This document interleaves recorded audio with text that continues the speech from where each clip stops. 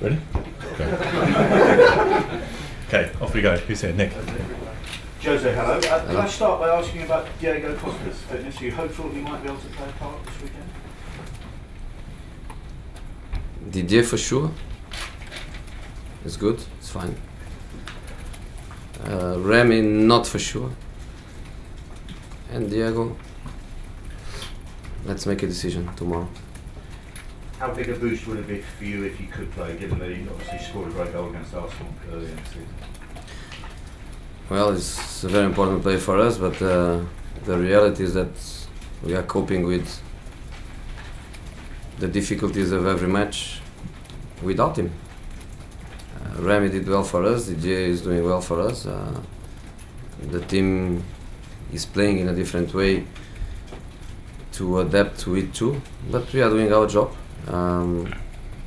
We played amazingly well during most part of the season, scoring a lot of goals and controlling the games very, very well by having a very good quality in our possession. In the last period, we are playing in a different way. We are more strategic, we are less artistic, but we are having results. So I would love Diego to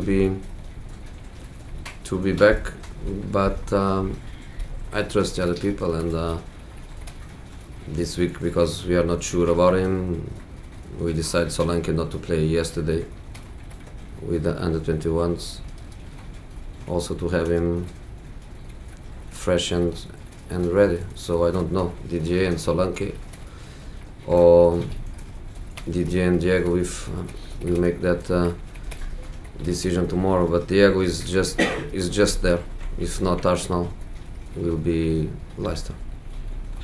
Okay, Aiden Hazard's had a fantastic season. He's expected to be named Player of the Year, and now Zinedine Zidane's come out and said he's one of the best three in the world. Do you agree with that? Do you think he is now? I think he is now, but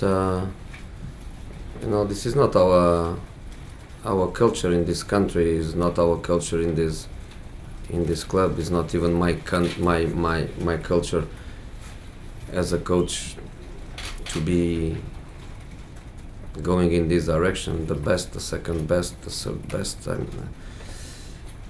I say that in this moment he's a fantastic player. He was a fantastic talent. In this moment he's a fantastic player. I always say that the most important thing is the team target, the objective that we established for the season as a team. If he wins the Premier League, his season is absolutely fantastic. If in the top of that he has some individual awards, it's nice. But the more individual awards he wins, and the more former players like Zidane come out and say he's amongst the best three in the world, do you then become concerned that it'll be harder to hang on to him long term? No, we just signed a new contract with him.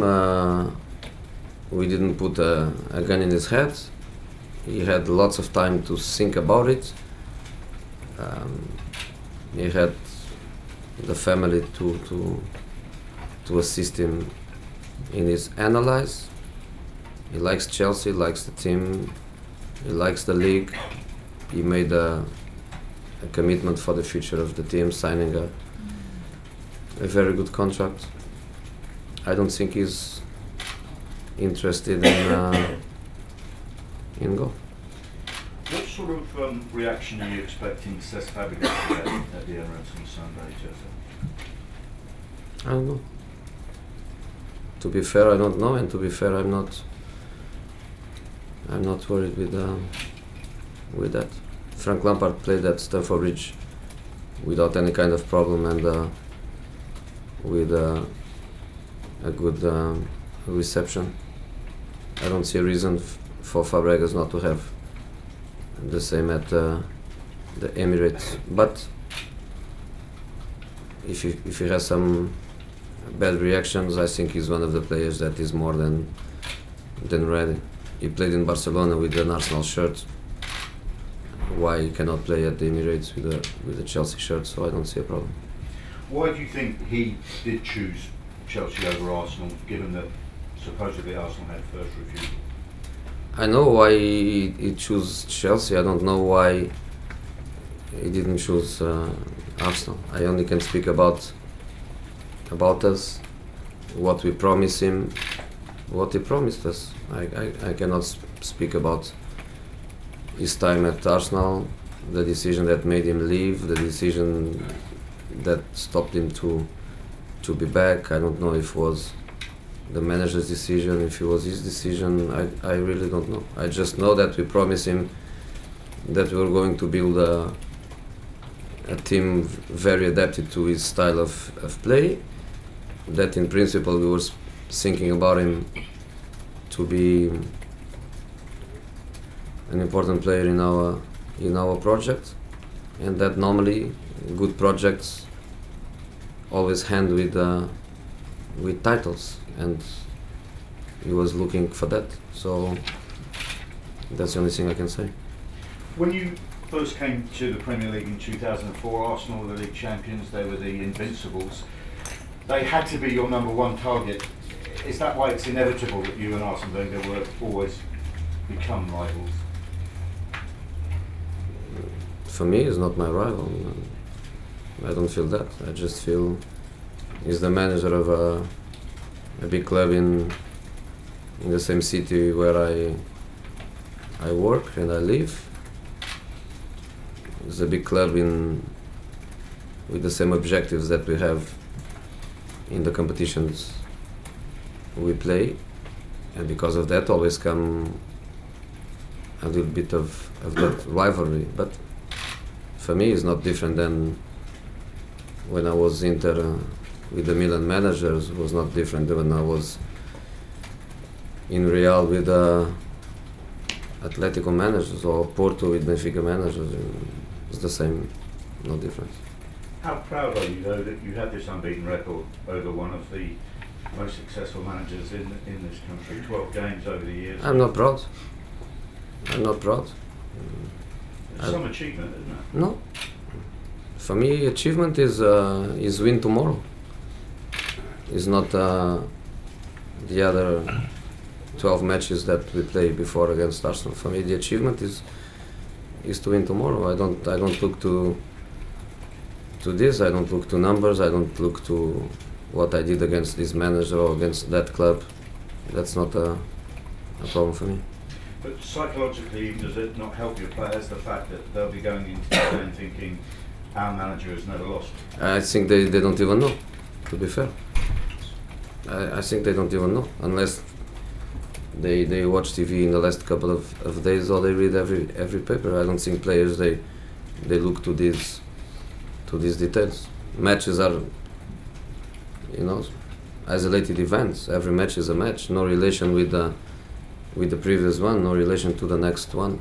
So I don't think they care about it. I think what they care is the way we work all week, the way we prepare ourselves for the game, and the confidence we have. I think this is what matters. Can I ask you about Patrick Bamford? He's just been named Championship Player of the Year. He says he's keen to come back to Chelsea. What sort of a future does he have with Chelsea, do you feel? He has to be the first one to know. In this moment, I think he shouldn't be thinking about his future. I think he should be thinking about winning the next 2 matches and see if he can be promoted. And if they can't,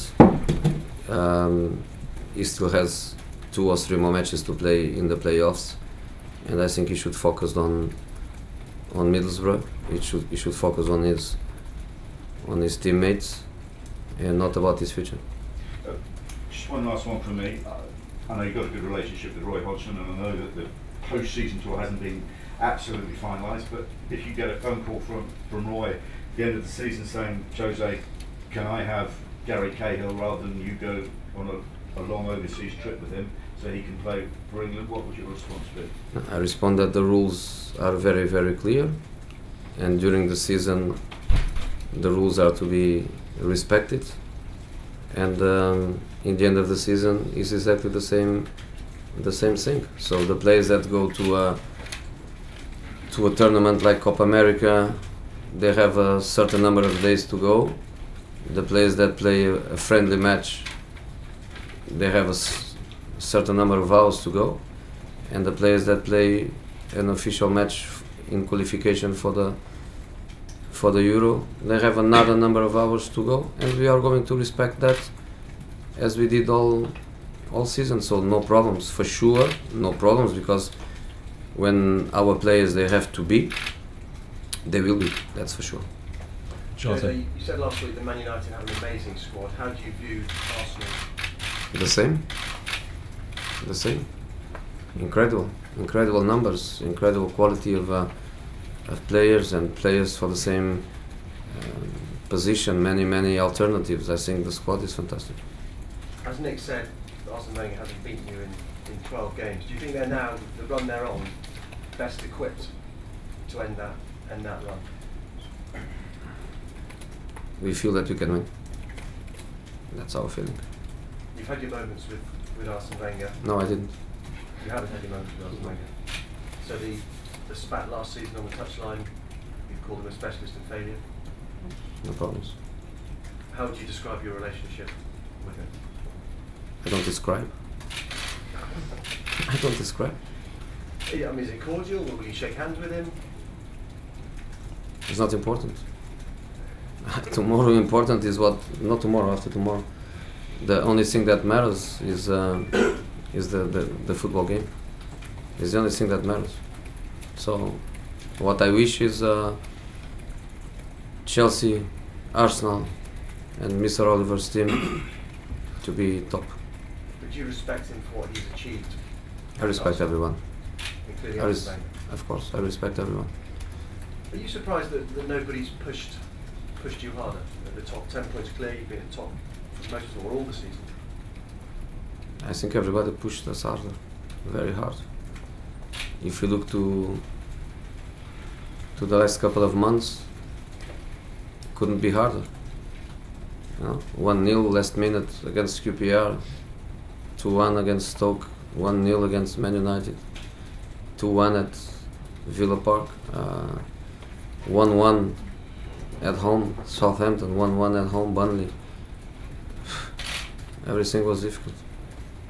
How would you evaluate winning the title, if you win the title this time, compared to the other ones you've won? Is the competition, is it harder to win the league now? You know, the other ones I won. This one I didn't. If you do win it, is it tougher? No ifs in football. Yes or no? Even you must be thinking now. 25th of May, I answer you to this question if we win the league. You must be thinking now, 10 points clear, that it's, you know, it's almost in the bag. If not. There are no almost. We need 8 points. Not 7 or 6. We need 8 points. Could be all over by the time we speak next Friday. Could be yours. Or not. Or not.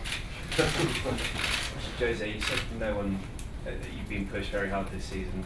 How hard did Arsene Wenger push you? How hard?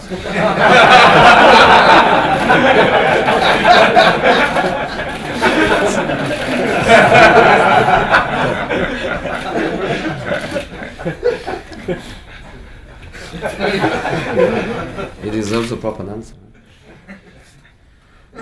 Stop question.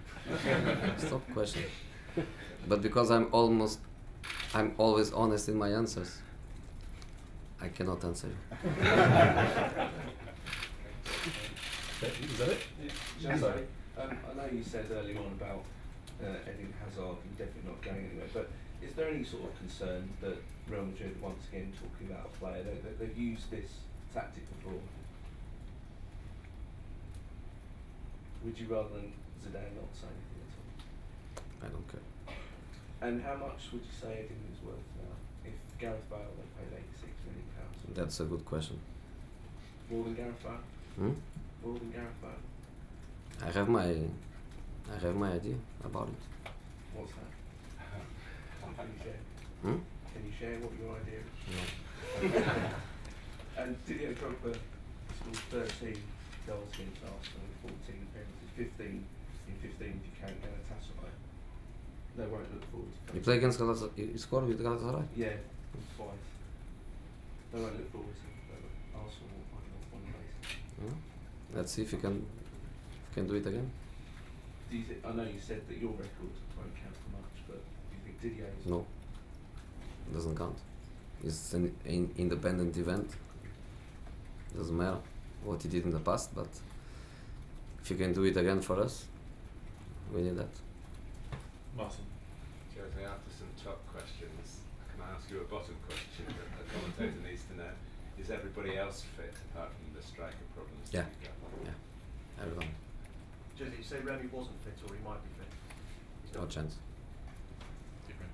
What do you make of Alexis Sanchez performance this season with Arsenal? He's not my player.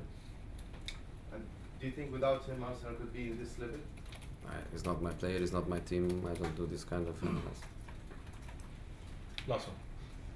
Jose, do you think, under your guidance, do you think Fabregas is now more tactically aware or tactically responsible? And is that your view that the difference between Arsenal? I cannot compare my Fabregas with Barcelona Fabregas or Arsenal Fabregas because I was not there to know what the managers he had were asking from him. I don't know. With me, I can say that he's doing everything we need from him, and he's adapting to many different situations and to many different roles.